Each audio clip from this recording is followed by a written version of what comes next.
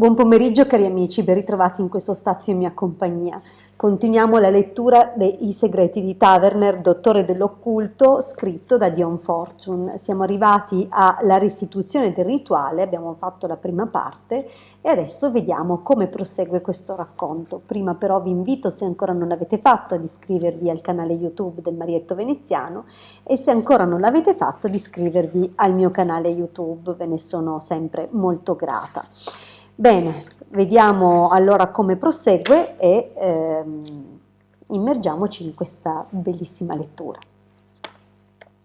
Stordito e tremante riprese conoscenza e gli porsi il termos con del caffè bollente che tenevamo sempre pronto per questi spuntini notturni.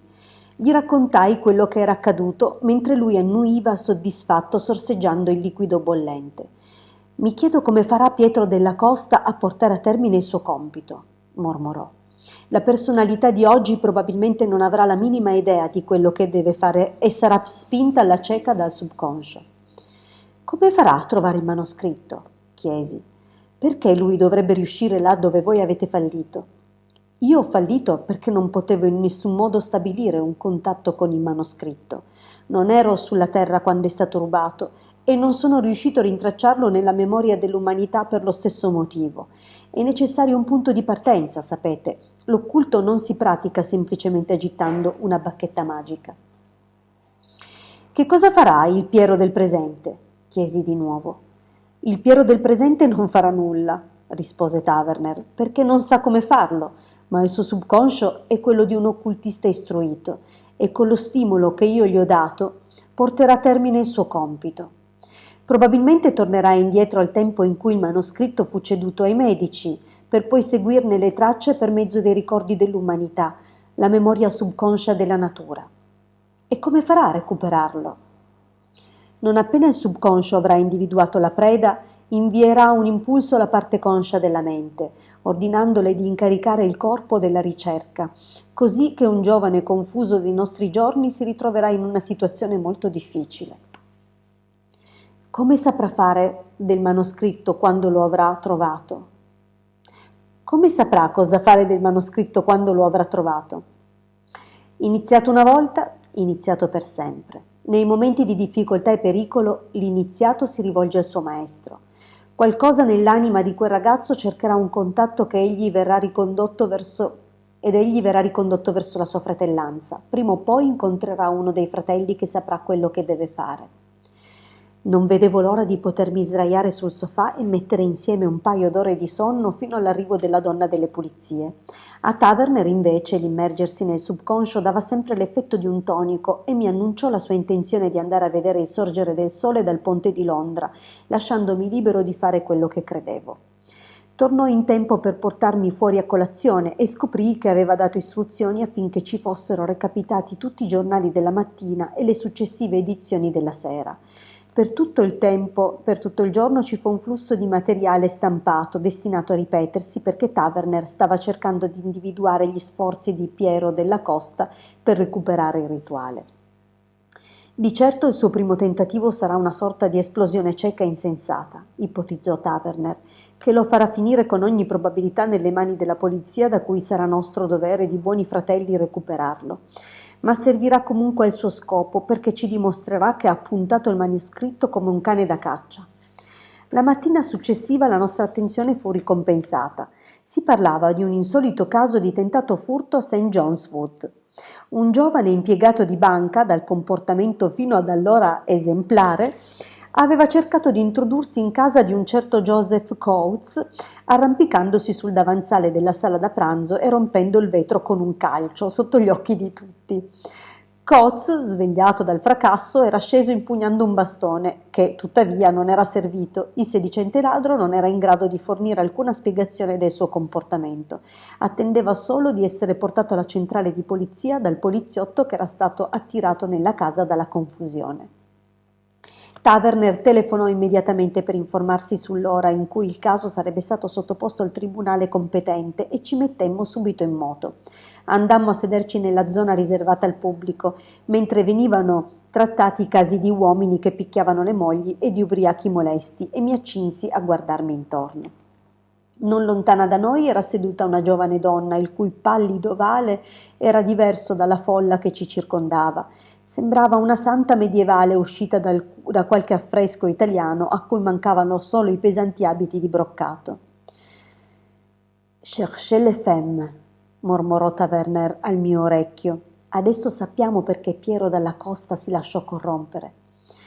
Sbrigata la solita gentaglia, fu fatto salire sul banco degli imputati un prigioniero di tutt'altro tipo. Era un giovane raffinato, sensibile, che si guardava intorno disorientato, fino a che, vedendo la Madonna delle guance olivastre seduta in galleria, si fece coraggio. Rispose alle domande del giudice in modo piuttosto composto, dicendo di chiamarsi Peter Robson e di essere un impiegato di banca. Ascoltò con attenzione le prove prodotte dal poliziotto che lo aveva arrestato e la testimonianza di Coates, e quando gli fu chiesto di dare una spiegazione all'accaduto, replicò di non poterne dare nessuna. Rispose che non era mai stato prima in quella zona di Londra, che non aveva alcun motivo per andarci e che non sapeva perché aveva cercato di entrare dalla finestra. Il giudice, che all'inizio era sembrato disposto a trattare il caso con clemenza, pensò che questo persistente rifiuto di dare una qualunque spiegazione dovesse nascondere un qualche motivo e continuò ad aumentare le pressioni sul prigioniero.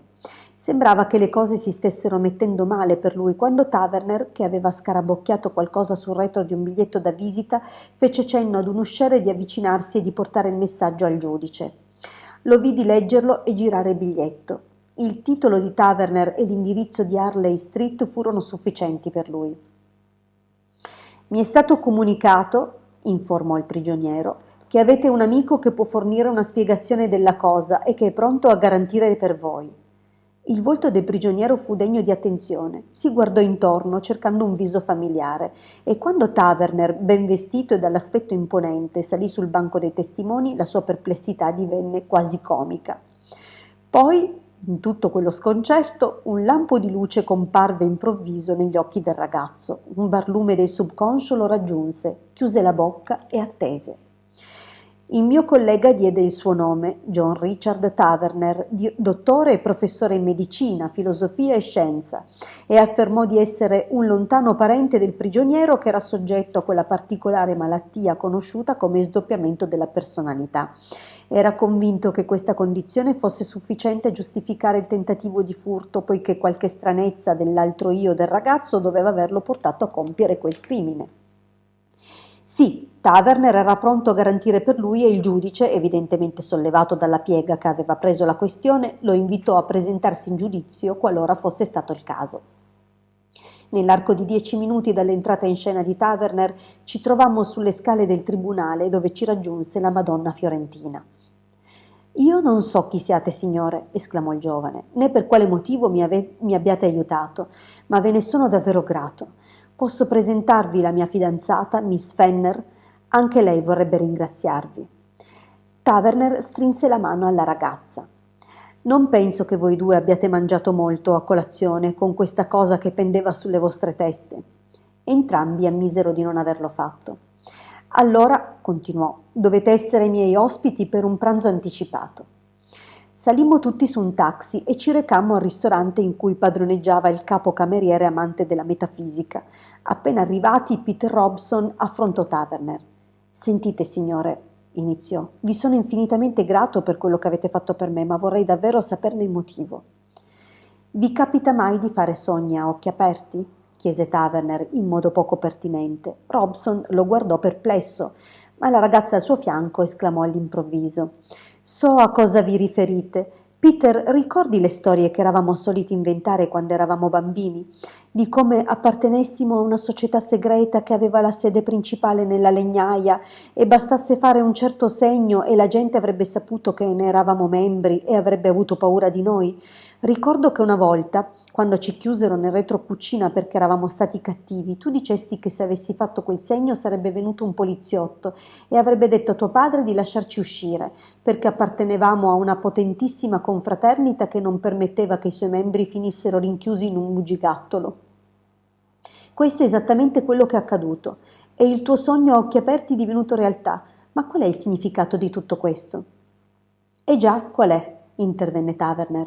Poi, volgendosi al giovane, chiese: Sognate molto? Non di norma, rispose, ma 2 notti fa ho avuto un sogno molto curioso che alla luce degli eventi successivi posso solo considerare profetico. Ho sognato che qualcuno mi accusava di un crimine e mi sono svegliato con una bruttissima sensazione. I sogni sono una cosa curiosa, commentò Taverner, sia quelli a occhi aperti che quelli notturni. Non so quali siano i più strani. Credete nell'immortalità dell'anima, Robson? Naturalmente. E allora avete mai pensato che la vita eterna possa estendersi in entrambe le direzioni? Intendete, disse Robson sottovoce, che non è stata tutta immaginazione? Che potrebbe trattarsi di memoria? Altre persone hanno fatto lo stesso sogno, rispose Taverner, me compreso. Poi si chinò attraverso il tavolo e fissò il ragazzo negli occhi. Se vi dicessi che un'organizzazione come quella che avete immaginato esiste, che se anche da ragazzo foste uscito in strada e aveste fatto quel segno, è quasi sicuro che qualcuno vi avrebbe risposto? Se vi dicessi che l'impulso che vi ha spinto a rompere quella finestra non è stato un istinto cieco, ma un tentativo di obbedire a un ordine della vostra fratellanza, mi credereste? Penso di sì, rispose il ragazzo di fronte a lui. A ogni modo, se non fosse vero, vorrei che lo fosse, perché mi affascina più di qualsiasi altra cosa abbia mai sentito. Se vi dovesse interessare andare più a fondo nella questione, continuò Taverner, venite questa sera da me a Harley Street e potremo parlare più approfonditamente. Robson accettò con entusiasmo. Quale uomo rifiuterebbe di seguire i suoi sogni quando iniziano a materializzarsi? Dopo esserci separati dalle nostre nuove conoscenze, prendemmo un taxi per St. John's Wood e ci fermammo di fronte a una casa dove stavano aggiustando una finestra a pian terreno.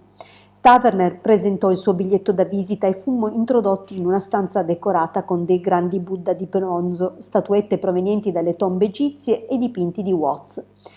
Dopo pochi minuti arrivò Coates. «Ah, dottor Taverner», esordì, «siete venuto per l'incredibile storia del vostro giovane parente che si è introdotto in casa mia la scorsa notte?»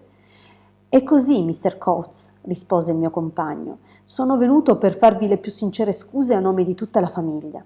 «Non ditelo neanche», rispose il nostro ospite. «Quel povero ragazzo soffre di problemi mentali, se ho capito bene». «Una mania passeggera», rispose Taverner, scacciando l'idea con la mano. Si guardò intorno. «Vedo dai vostri libri che abbiamo un interesse in comune, le antiche religioni misteriche. Credo di poter dire di essere una sorta di egittologo». Coates abboccò subito all'esca. «L'altro giorno sono venuto in possesso di un documento straordinario», indicò. «Mi piacerebbe mostrarvelo, penso che vi potrebbe interessare». Tirò fuori dalla tasca un mazzo di chiavi e ne inserì uno nella serratura di un cassetto dello scrittoio. Con suo stupore la chiave girò a vuoto e aprì il cassetto per scoprire che la serratura era stata forzata. Frugò con la mano fino in fondo al cassetto e la ritrasse vuota. Coates guardò prima Taverner, poi me, stupito. «Il manoscritto era qui questa mattina, quando mi sono recato alla polizia», disse. «Cosa significa tutto ciò?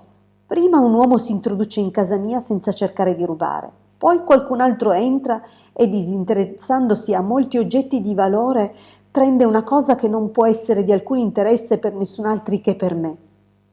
Quindi il manoscritto rubato non è di particolare valore?» chiese Taverner. «L'ho pagato mezza corona», replicò Coates. «Allora dovete essere contento di esservela cavata con così poco», commentò Taverner. «Qui c'è la mano del diavolo, Rhodes», riprese quando rientrammo nel taxi che ci aspettava fuori. «Qualcuno di una delle logge oscure di Chelsea, sapendo che Coates sarebbe stato in tribunale questa mattina, ha rubato il manoscritto». «Qual è la prossima mossa?» chiesi. «Riuscire a controllare Robson. Possiamo soltanto lavorare attraverso lui». Bene, cari amici, proseguiamo domani, sempre per continuare questo interessantissimo testo e racconto con l'ultima parte. Io vi ringrazio per avermi ascoltato fino qui e vi rimando alla prossima condivisione. Un grande abbraccio dalla vostra Hildegarda e mi raccomando iscrivetevi al canale se ancora non l'avete fatto, iscrivetevi al canale YouTube del Marietto Veneziano se ancora non l'avete fatto. Grazie.